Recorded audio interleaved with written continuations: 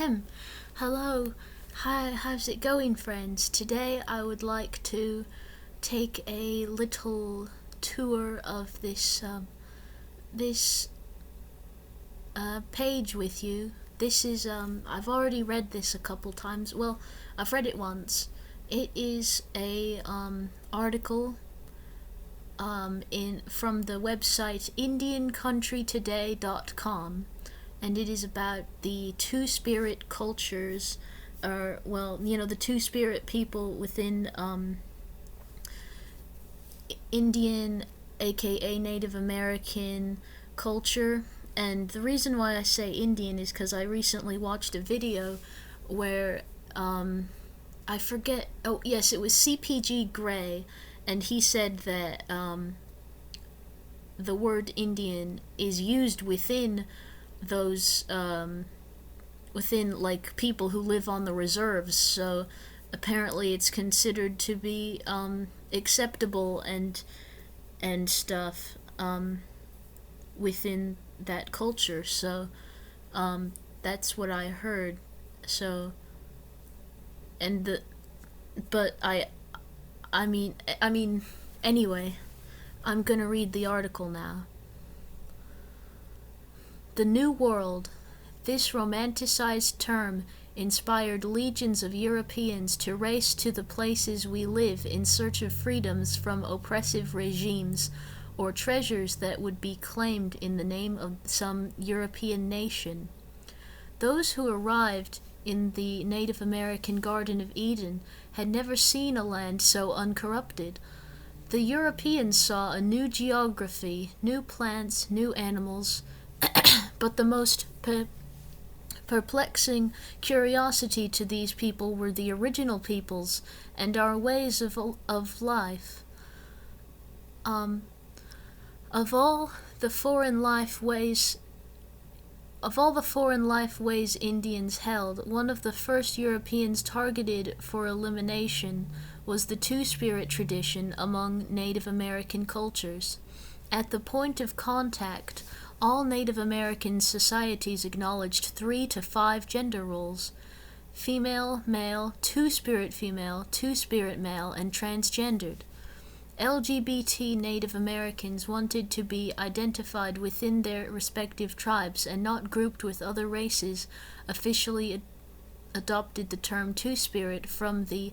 I'm gonna butcher some things now. We're coming upon a word which I don't know how to say, so when I butcher a word, just please forgive me. I don't know how to say these. Ojibwe, that's what I'm gonna go with. Language in Winnipeg, Manitoba, 1989. Each tribe has their own specific term, but there was a need for a universal term that acknowledged population that a general population could understand. The Navajo refer to two spirits as Nadlihi, one who is transformed, it says in parentheses. Among the Lakota is Winkte, indicative of a male who has a compulsion to behave as a female.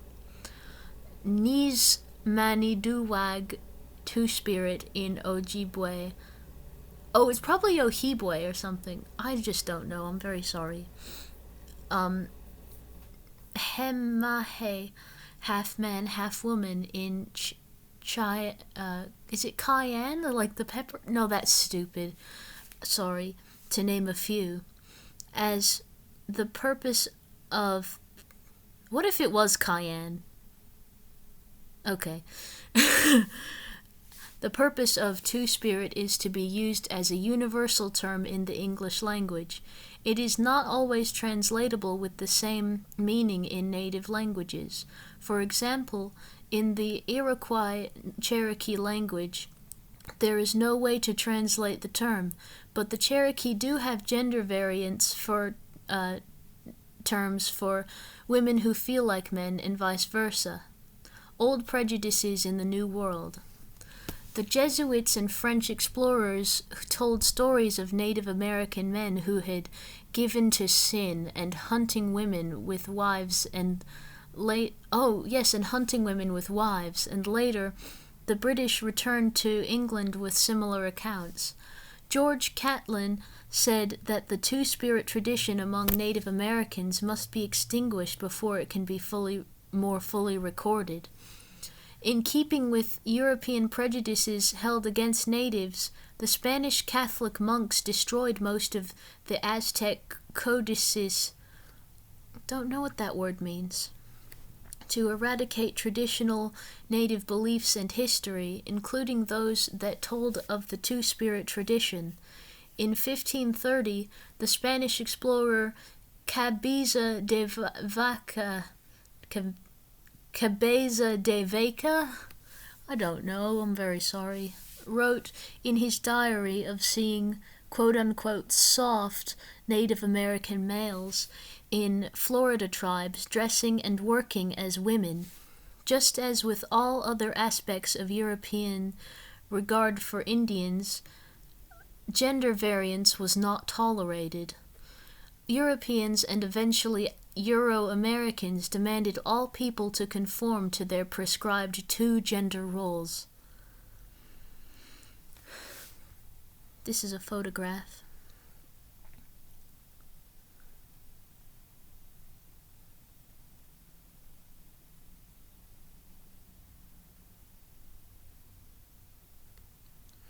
The Native American belief is that some people are born with two spirits of both genders and express them so perfectly.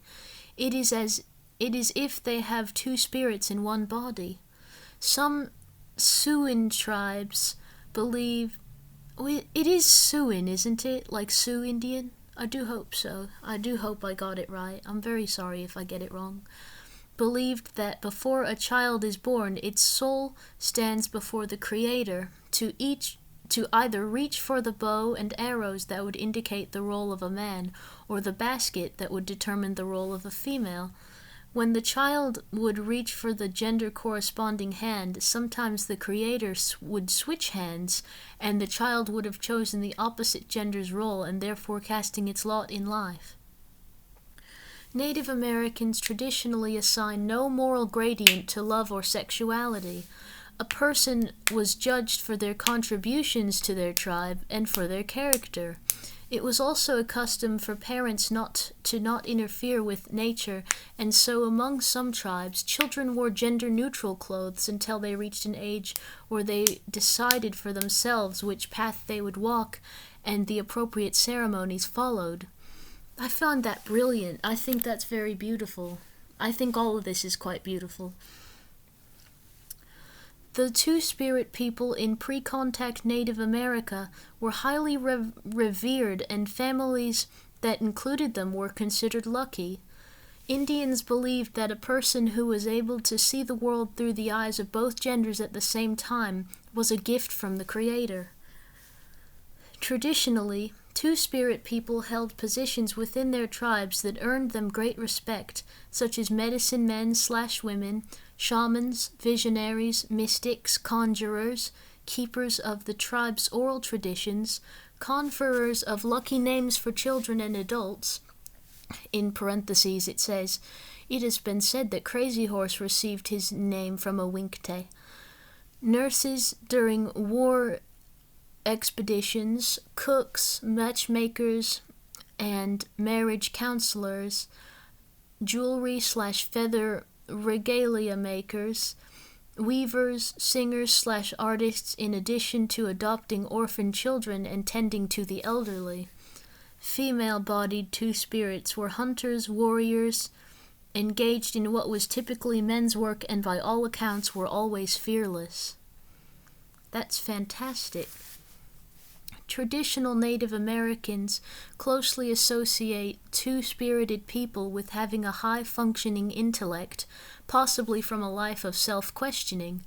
That is clever. I find that to be kind of interesting, and I don't know, I think I've observed that in a lot of LGBT people, I think that a life of questioning can leave you a pretty intelligent person. It makes you see the world in a very unusual way, you know?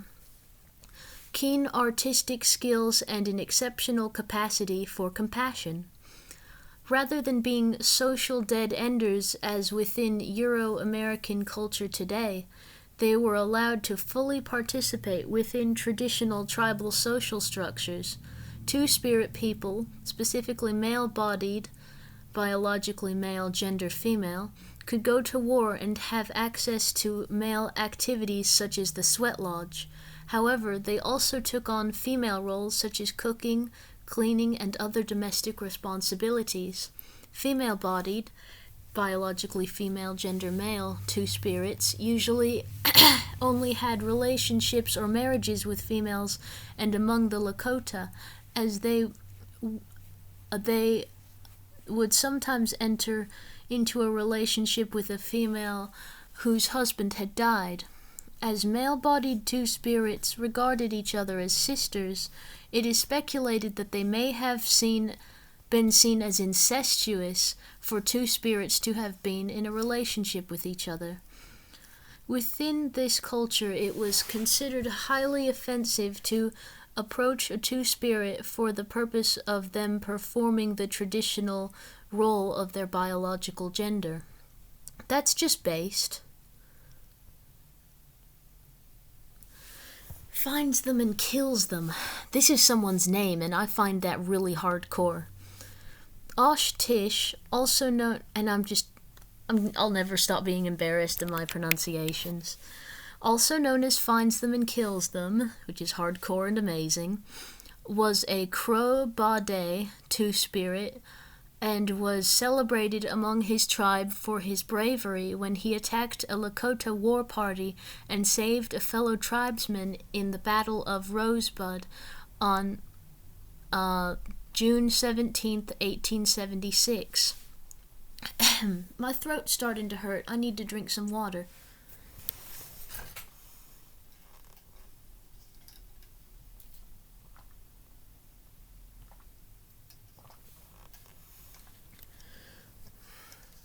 In 1982, Crow elders told ethno-historian Walter Williams the Bade were a respected social group among the Crow. They spent their times with the women or among themselves, setting up their teepees in a separate area of the village. They called each other sister and saw Osh-Tish as their leader. The elders also told the story of former BIA agents who tried to repeatedly force them to wear men's clothing, but other Indians protested against this, saying it was against his nature.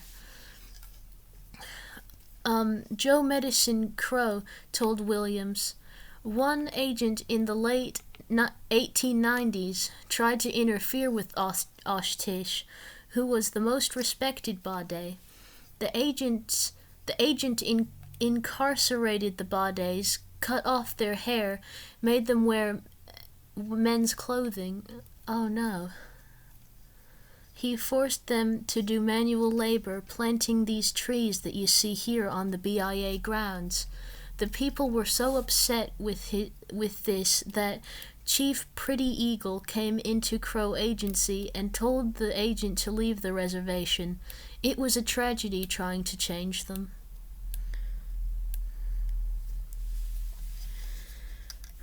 I'm getting a little bit out of breath and my head's hurting a bit. I'm not used to talking this much. Well, maybe I am. I do kind of talk a lot, but it's mostly just to myself anyway. Pressure to change also came from Christian missionaries. In 1903, a Baptist minister arrived on the reservation. According to Thomas Yellowtail, he condemned our traditions, including the Bade. He told his congregation to stay away from Osh-Tish and other Bades. He continued to condemn Osh-Tish until his death. That may be the reason no others took up the Bade role after Osh-Tish died. That's so sad. That's terrible. Closer to home. On February 11th, 1712, Colonel Barnwell of South Carolina attacked the Tuscaroras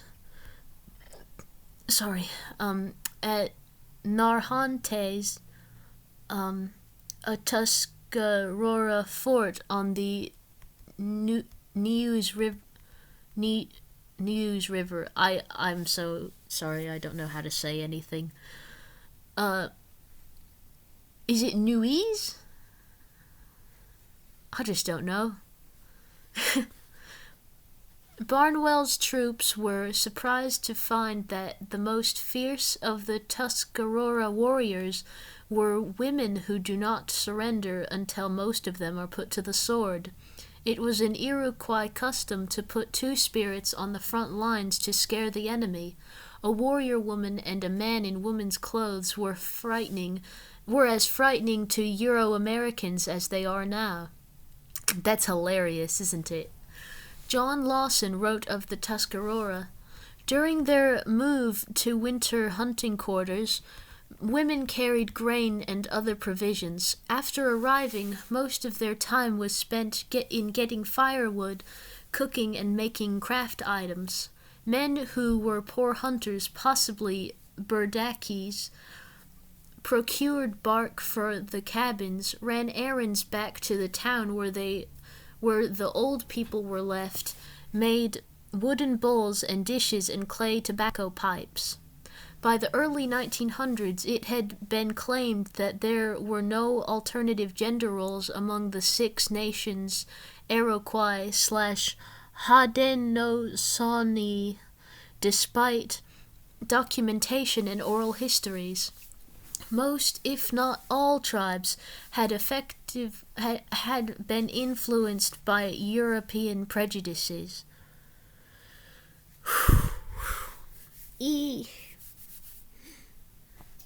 I'm going to put some water on my forehead. Golly gee, this sure is hard work. I'm making fun of myself, you know. If that's not obvious. I don't know what's obvious, man. No one likes my humor anyway. Boo-hoo. Okie dokie, back to the story. It's not a story. It's real. Realer than I wish it was because of all the sadness and the tragedy involved. Anyway, before the 20th century, anthropologists were widely using the term Burdaki as a general... Is it Burdaki or Burdash? It could be Burdash. As a general... or as a generic term to reference two-spirit people. This inflammatory term is based on the French bardache, I'm gonna say bardache, I don't fucking know, to imply a male prostitute, and the word originates from the Arabic bardaj, meaning captive or slave. LGBT is a cultural term invented by Euro-Americans who were looking for a way to remove themselves from a culture that emphasizes sexuality over spirituality. I skipped some stuff. Invented by Euro-Americans who typically define themselves through their sexuality. LGBT Native Americans who were looking for a way to remove themselves from a culture that emphasizes sexuality over spirituality, and a way to reconnect with their own tribal communities. Adopting the two-spirit term was the answer.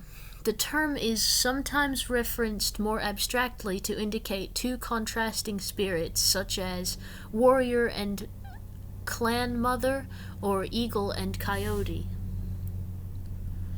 Colonization takes its toll.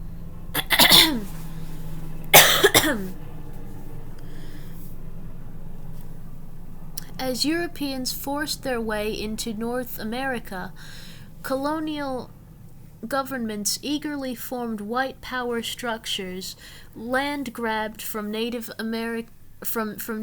and implemented the genocidal conversion tactics that has defined the relationship between Native Americans and Euro-American governments. When Christopher Columbus encountered the Two-Spirit people, he and his crew, and this is going to get dark, watch out for this is going to get dark, threw them into pits, and with their war dogs, and were torn limb from limb. Yeah, this, I told you, I warned you. The inhuman treatment Christians offered was only the beginning of the Native American Holocaust. As Europeans and subsequently Euro-Americans moved from east to west, they spread diseases and imposed European culture and religions onto natives.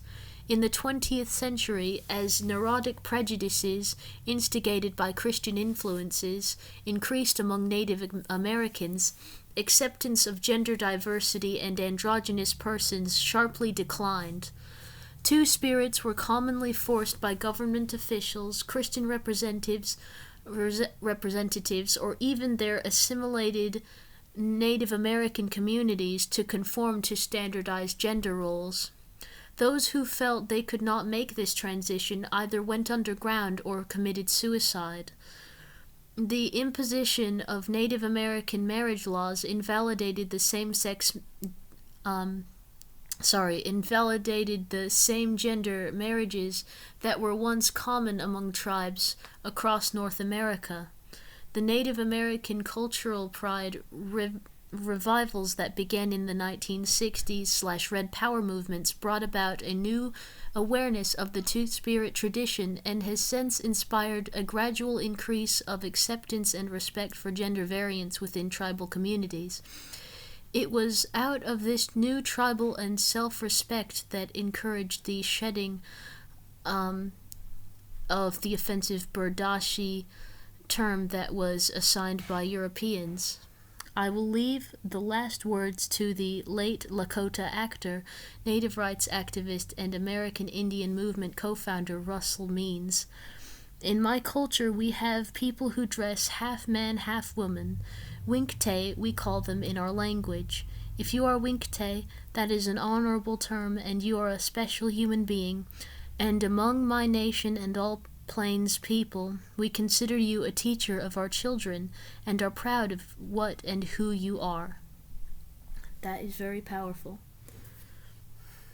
And that is all. Just wanted to share that. So, farewell.